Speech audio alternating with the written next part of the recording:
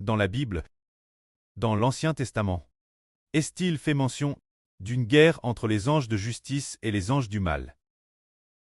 Oui, dans le livre du prophète Daniel, il est mentionné qu'un ange d'une grande puissance descendit du ciel.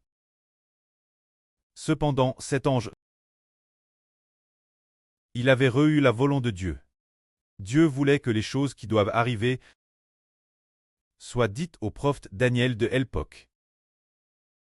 Alors cet ange, au moment de descendre du ciel, fut entravé par l'ange de Satan. Il fut entravé par l'ange de Satan pendant 21 jours. Ainsi, celui qui appelle l'ange de cet empire perse, l'ange gardien de l'empire perse, la entrave pendant 21 jours. Ensuite, il devait encore traiter par celui qu'on appelle l'ange gardien de l'empire grec. Également entrave.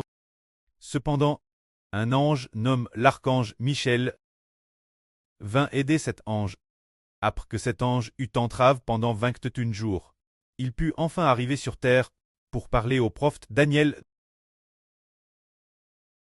pour dire Daniel les choses qui doivent arriver. Alors quand nous lisons l'Apocalypse, nous découvrons que parmi les anges de justice, beaucoup furent en prison. Par exemple, quand le 5e ange sonna de la trompette, ces anges semblables des sauterelles. Enfin, ceux qui avaient été en prison dans l'abîme, ces anges et sauterelles, furent enfin libres. Ils furent enfin libres de l'abîme.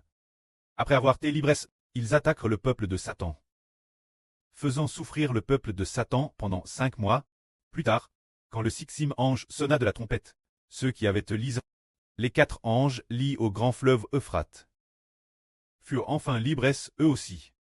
Après leur libération, ils avaient déjà été préparés pour tuer un tiers de l'humanité, une date précise.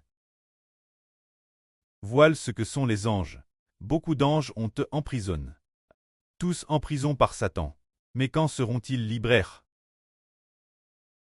Ils attendent que le Christ Seigneur prenne le pouvoir. Alors ils seront libres, puis plus loin au chapitre 11. Et au chapitre 12, on parle nouveau de la guerre entre l'archange Michel et Satan, et des anges de l'archange Michel, ainsi que de la guerre entre les anges de Satan. Ainsi nous pensons que dans le ciel, le bien et le mal sont aussi en guerre. Sur terre, c'est la même chose. Le bien et le mal sont aussi en guerre. La justice sur terre. Ce sont les frères et sœurs en Christ qui sont justes. Nous devons lutter contre les forces du mal. Or, les forces du mal sont grandes. Les forces de la justice semblent petites. Mais c'est merveilleux.